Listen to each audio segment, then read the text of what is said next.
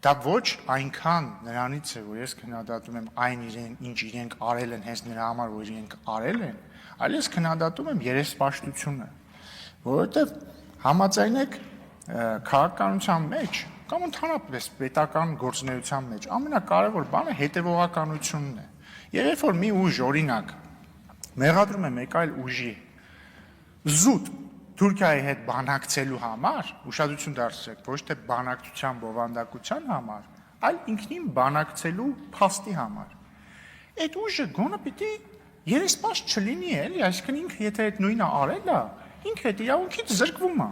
Օրինակ ես համարում եմ, որ մի օր երբ որ քաղաքացիական պայմանագիրը իշխանություն չլինի, եւ ասենք հաջորդ իշխանությունը կամ հաջորդ իշխանությունը բանակցություններ վարի Թուրքիայի հետ, հուսով եմ այդ բանակցությունների կարիքը չի լինի, որտեղ մինչև այդ կարգավորված կլինեն հարաբերությունները, բայց ասենք թե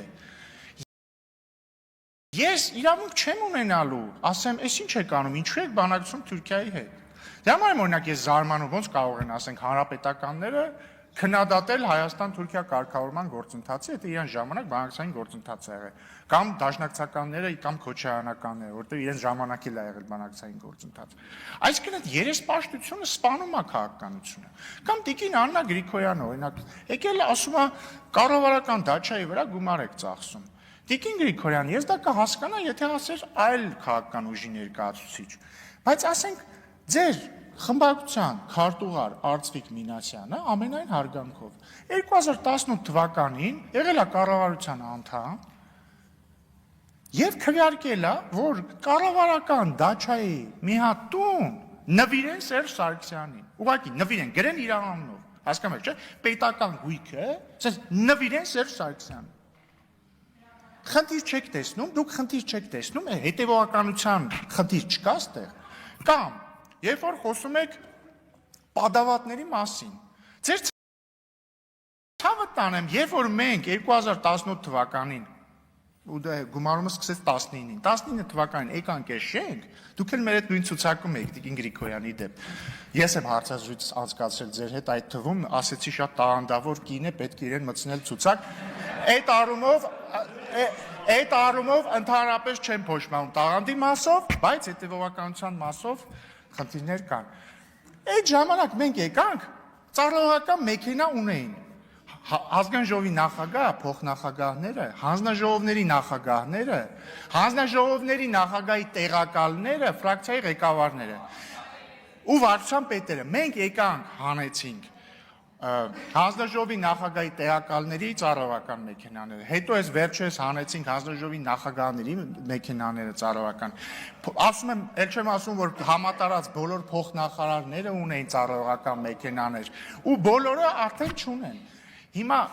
ախր պետք է էլի այդ հետևողականություն ունենալ։ Իսկ ձեր իշխանության ժամանակ, մյուսների իշխանության ժամանակ հանրապետականների տես չէր։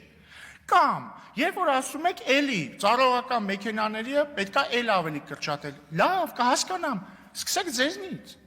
Ռոբերտ Քոչարյանը ունի, չէ՞, պետության կողմից, եթե չեմ սխալվում։ Ես ինչքան գիտեմ, պետք է ունենա պետության, որպես նախկին նախագահ, պետության կողմից տրամադրված ծառայողական մեքենա, թող հրաժարվի, թող սկսի իրենից։ Նաև այսօր չխոսեցիք դրա մասին, բայց նաև խոսվել է, չէ՞, բան սիրում եք, չէ՞, ասել բան Նիկոլ Փաշինյանի թիկնազորը եւ այլն։ Եթե չեմ սխալվում, Ռոբերտ Քոչարյանը պետք է որ թիկնազորել ունենա։ Թող հրաժարվի։ Սերժ Սարգսյանն էլ թող հրաժարվի, ձեր ցավը տանեմ, իրանցից սկսեք, հետո եկեք ասեք, մենք եկել ենք ու այս պահի դրությամբ պատմական մինիմում է ծառայողական մեքենաների թվով։ Էլ չեմ ասում, որ լիքը ծառայողական մեքենաներ փոխարինվել են էլեկտրականով եւ խնայվում է բենզին եւ այլն եւ այլն։ Պետք է հետևողական լինել, կամ երբ որ Տիկին Էլինար Վարդանյանն էր, եթե չեմ սխալվում, խոսում էր հանցավորության մակարդակից, որ ինչ որ բան է, բարձրացել է մակարդակը։ Սիրելի գործընկերներ, փաստա չէ, որ Ռոբերտ Քոչարյանի թիկնազորը մարդ է սպանել։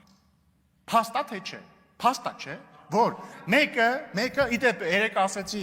Զուքանի հետ կապված բան ասեցի, մեր սիրելի դաշնակցական գործընկերները վիրավորվեցին։ Պետք չի վիրավորել, ես ոչ մի միտում չեմ ունեցել վիրավորելու որևէ դաշնակցականի։ Բայց դաշնակցությունը պետք է վիրավորվեր Ռոբերտ Քոչարյանից, որի թիկնազորը Զուքարանում դաշնակցականիա սպանել ինչի համար, որ ասելա պրիվետ Ռոբ։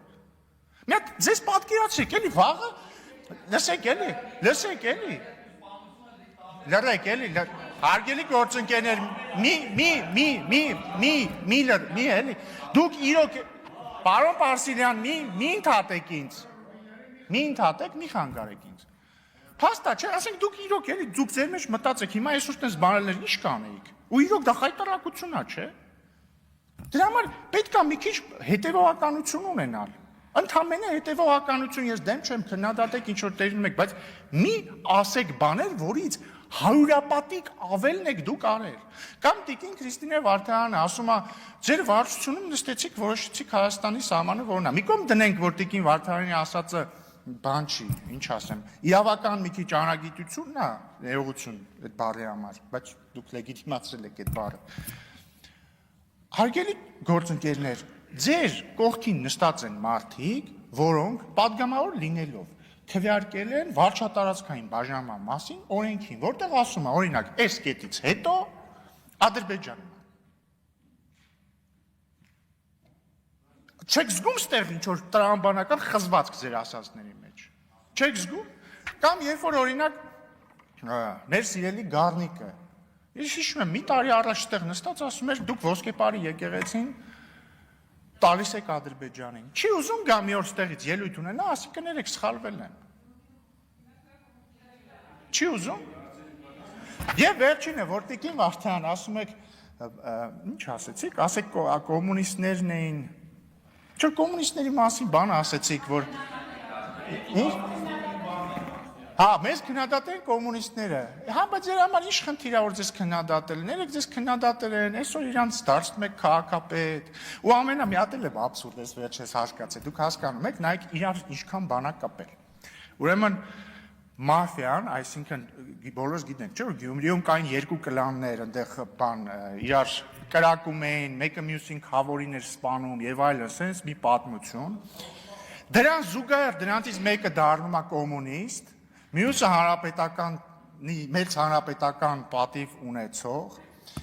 ու այս ամեն ինչը մի ընդդիմադիր arczepiskopos-ի խավորությամբ բերվում է ասես մի կետի, երբ որ աղոթքով կոմունիստը ընտրվում է քաղաքապետ, այն խմբակցության ձայներով, որի հետ ինքը ունեցել է Մոնտեկիների եւ Կապուլետների մասշտաբի մի պատմություն։ Էսա ձեր եւ ձեր գործընկեր հանրապետականների ամբողջ քաղաքականության արգասիքը, ու դուք ամեն օր այդտենց գալով ազգային բան պետականամետություն ասելով, էսա ձեր պատկերը, այսքան բան։ Դուք հետևողականություն ցուցաբերել եք միայն մի հարցում, որը չի փոխվել 1918 թվականից ասած։ 1918 թվականին դուք, այո, ճիշտ է ասում տիկին Ջուլհակյանը, նույնիսկ չեք հայտարարել անկախություն, ասել եք, որ հայաբնակ գավառներում իշխանություն եք ձևավորում, 2 տարի մանդատ եք փնտրել